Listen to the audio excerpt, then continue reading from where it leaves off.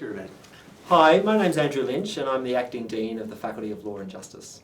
And I'm Phillip Wadds, the Director of Undergraduate Studies for the Criminology program. So Phillip and I decided to record this video really just to give you a bit of information as criminology students about some of the recent changes at UNSW and what these have meant for your program and your location as students inside the university and also the academics that teach you.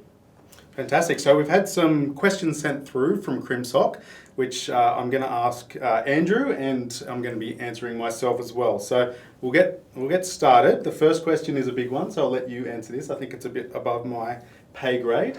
But why did this move happen? So that's a really great opening question. And of course, as everybody understands, 2020 was a uniquely challenging year. And UNSW, like a lot of other universities, really took a good look at its internal organisation and decided to make a number of changes in relation to schools and faculties as a result of that. The BCCJ, or the Bachelor of Criminology and Criminal Justice, has, since its establishment, been a shared program between law and arts and social sciences. And that has meant academics have been based in both faculties. A decision was taken as part of the review last year to bring the academics who teach criminology courses and put them into one academic department, and that saw colleagues from social sciences like Phillip here move to the Faculty of Law and Justice. The students in that program are now students of the Faculty of Law and Justice, which has become the program authority. But I really want to reassure students that the BCCJ remains a shared program. It involves courses in the School of Social Sciences and the Faculty of Arts, Design and Architecture more generally, and that will continue. Thank you very much. The second question, and probably one that I can speak to, is what is happening with the other criminology streams? And that's a really good question, because we obviously do have multiple other streams in criminology, majors in the Bachelor of Arts and majors in the Bachelor of Psychological Science. They are remaining as they are, and in fact there's not actually any significant change to the curriculum within the Bachelor of Criminology and Criminal Justice.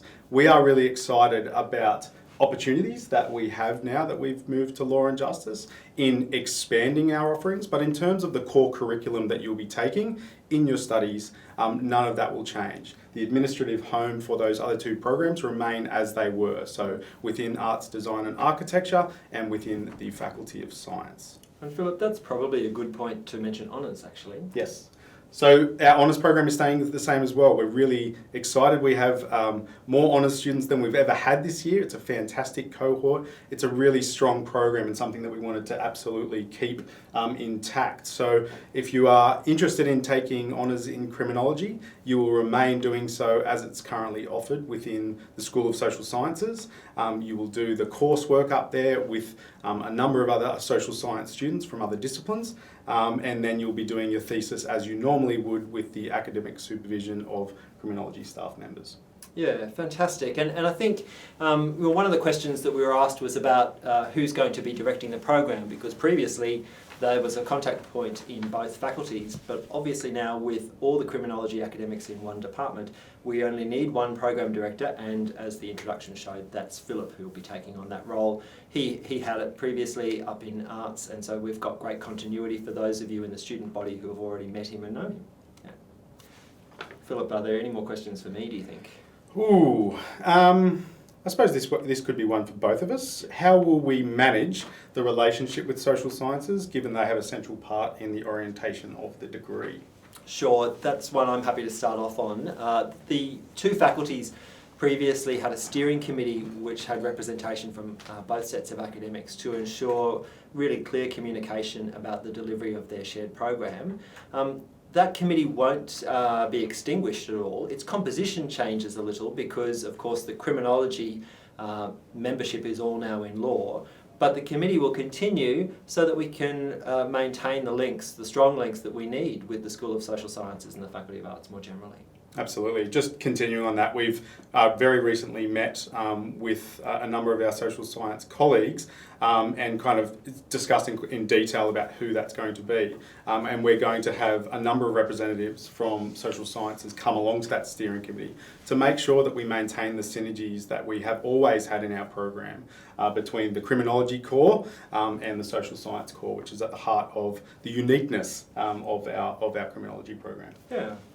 I think I'll ask the next question because I think it's one that, as Program Director, you are best placed to answer. And the question that we were asked was, are we going to be graded to law, policy and standards, which I think there's a suspicion they might be different in some way and possibly stricter. What will change? What will stay the same?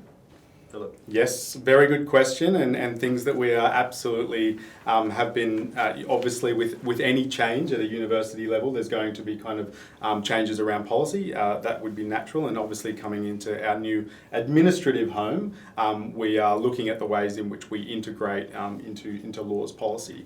Now, answering this question is a little bit tricky because we as a program, because we have been a joint faculty program, have always kind of run to two sets of assessment policies. So our law taught courses have always fallen under law's assessment policy, and our social science courses have their own set. Now there's in many respects small differences between those, but there of course we should note there are differences. So our move here will mean that we are going to be under law's policy, broadly conceived, but we are currently working in a working group to kind of look at how we can tweak that to make sure that the needs of our students are met. There are obviously distinct differences between law and social science. The real benefits of coming under the same faculty is that we're actually going to streamline our policies to make sure that it's consistent across the courses that we have. The staff are not going to change. There may be some new staff coming in. We're very excited about the prospect of growing our program here in Law and Justice. But in terms of the delivery of the core courses, I think that consistency is going to ease any concern that students have about there being a difference between the two schools. So I think that will make things easier in many respects. That sounds right. We've also got, as always, staff moderation. So in terms of viewing things as more strict, I think that's something that's also easier to manage when you're in the same faculty. We've always had moderation of marking and grade distribution at the end of the term and all those type of things. And I think being in the same space, we can all sit down together and make sure that there is greater consistency in our marking and all those things. For those of you who are worried about there being kind of different standards across the two faculties, I don't think that's ever been the case. And so, yeah, I'm happy to say that remains. And I suppose I'd like to just add to that, which is to assure people more generally, quite aside from the specifics of that question, that the faculty understands that the BCCJ is a different qualification. We're really excited about it becoming an offering in the Faculty of Law and Justice, and we respect the expertise of the academics who have joined us to teach that program alongside those of our staff who are already teaching into the criminology program. But also we welcome you as students, and we realise that you're bringing different things to our student body and our academic community. So I don't want any students in the criminology program to feel that they are going to be somehow shoehorned into some kind of law student profile. As you'll soon discover, that's a very diverse group in and of itself, and we really welcome the criminology students to add to that diversity whilst respecting the different priorities of that degree program.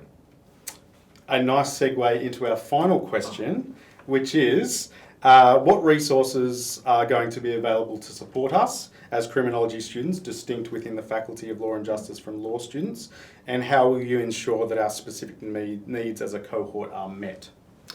Sure, so that's a very understandable question, and I can assure you that as now a faculty program, the access that you have to faculty resources is the same as those in our other degrees.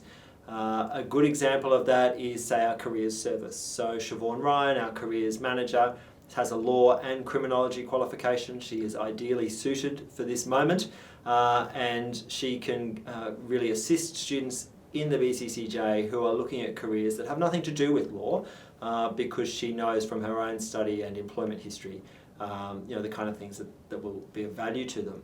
that's just one example. As students of this faculty, you are entitled to the same level of support and assistance as the students in our other programs.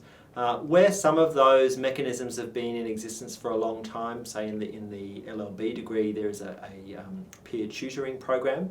We'll be working with the criminology team to see whether some of those, the extension of those into the BCCJ are of value, and if they are, then we should look at them, and if they need some kind of different approach, then we definitely want to be open to that as well. So, you know, I want to make the assurance that the BCCJ will be regarded as a real strength in this faculty, and we're determined to put all the resources behind it that it needs on a par with our other programs. Did you ask about CrimSoc yet, Phillip, or am I preempting that question? No, I haven't had any. There's no questions in that have come in specifically about CrimSoc. So I suppose CrimSoc itself, of course, is a society for criminology students, and Phillip and I have already met with this year's president, which was a really great discussion to hear about the concerns of students in the program. And the faculty is very keen to assist CrimSoc with its events, through publicising them, but also supporting them in material ways wherever that's possible. So CrimSoc joins LawSoc as one of the societies of the faculty, and we're really keen to work with them and looking forward to doing so. Amazing. I mean, just to finish you off, I would absolutely agree with everything that Andrew has said. This is, you know, one example of the type of thing that we can do when concerns are brought to us. Obviously, this is a big transition. Obviously, there will be questions and concerns that may arise as you go forward in your degree. CrimSoc are a great vehicle through which you can share those concerns, and they'll be brought to us in our regular meetings. I'm also here as the program director to deal with student academic concerns, and we are more than happy to be listening and responding to and trying to solve any of the issues that may arise. Thanks so much. So I think that answers the questions that we were sent, and as Phillip said, he's here to be reached out to at any point. I really look forward to meeting more of you as the year progresses and the return back to campus really gears up. But in the meantime, it's been great talking to you, Phillip. Indeed. And I hope you found the video useful. Thanks. Cheers.